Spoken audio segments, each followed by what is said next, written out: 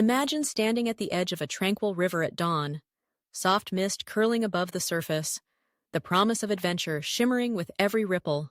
For centuries, humankind has been fascinated by the thrill of fishing, yet among the countless techniques used across the globe, a few stand out as truly remarkable, pushing the boundaries of belief and tradition. These are the fishing methods that depart from mere casting and wading, reaching into the realms of ingenuity, patience, and sometimes sheer audacity. Today, we journey through the world's most unbelievable fishing techniques, exploring how people have secured the catch of a lifetime and unveiling some astonishing stories about the pursuit of the world's biggest fish. Let's begin with one of the boldest and most hands-on approaches imaginable: hand fishing, better known as noodling. Popular in the American South, especially for catching massive catfish, this technique defies fear and calls upon raw courage. A seasoned noodler wades into muddy rivers and streams, carefully feeling along the submerged banks, knowing that beneath the water's surface, lurking in hidden holes, might be a giant catfish weighing upwards of 50 pounds. Using bare hands as bait, the angler gently pokes and prods until, in a split second, the fish clamps down, mistaking an arm for prey or a rival.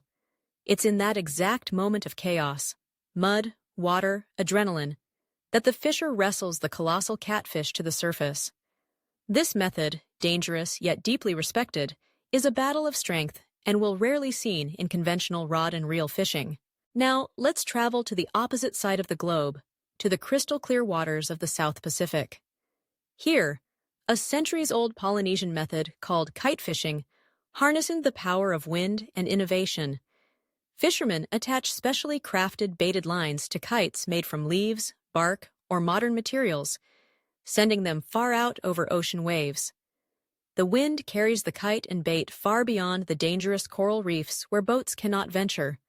When a pelagic giant, like a tuna or mahi-mahi, takes the bait, the kite jerks and dips, signaling the fishermen to reel in their prize.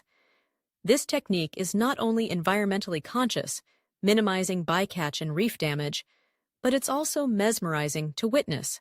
The sky, the sea, and ancestral knowledge blending into a dance with the elements. Another eye-opening practice comes from the shadowy jungles of the Amazon, where native people ingeniously employ poison fishing. Crafted with utmost precision and understanding of local ecosystems, they extract plant-based toxins from vines such as barbasco or timbo.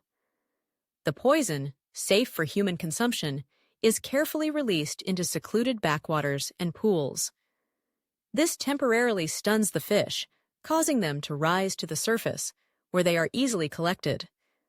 The method might sound controversial, but it's a testament to deep-rooted ecological synchronization, only used sparingly and with respect for the river's natural cycles.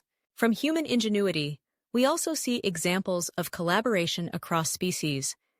In China's Guangxi and Jiangsu provinces, traditional fishermen have harnessed the unique skills of the cormorant, a sleek aquatic bird.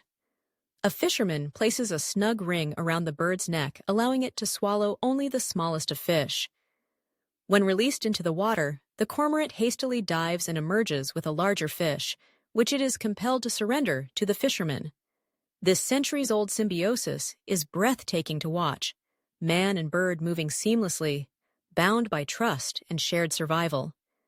It's a reminder that the pursuit of fish can build not just meals, but lasting relationships. No less fascinating is the ancient Japanese technique known as ukai, also using cormorant birds, but practiced as both a livelihood and an art form. On moonlit summer nights, fishermen dressed in traditional garb guide their cormorants from wooden boats lit by blazing braziers, whose glow both attracts and dazzles fish. The sight, golden flames flickering over dark waters, cormorants diving in and out, the rhythm of wooden oars, becomes less a method and more a choreography, echoing through history. Let's not forget ice fishing, a practice demanding patience, stamina, and sometimes a touch of madness. Practitioners cut holes through thick sheets of lake ice and drop their lines into icy waters below. All sense of the outside world dissipates. The fisherman sits in quiet isolation, listening to every creak and groan of frozen water, hoping for the telltale tug that signals a catch.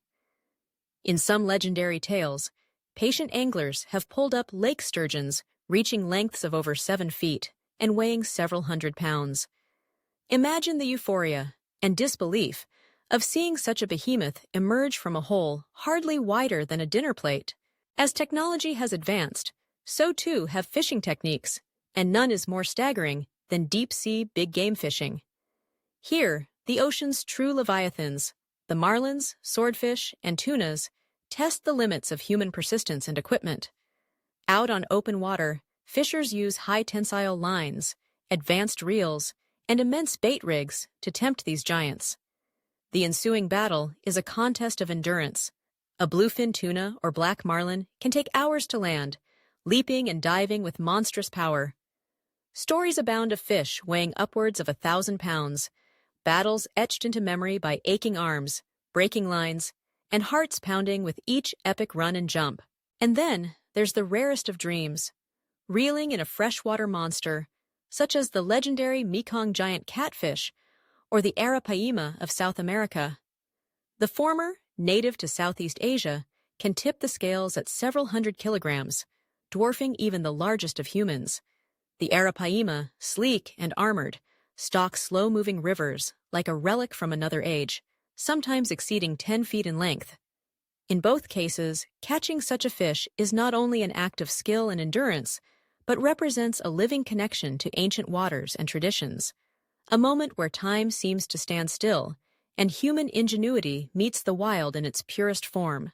Yet, for all these astonishing methods and jaw-dropping catches, perhaps the most interesting aspect of fishing is its ability to unite us.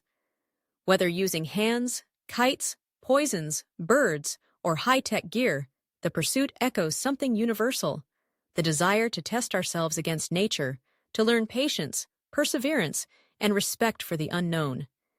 Each unbelievable catch is a story, woven into family lore or whispered among friends.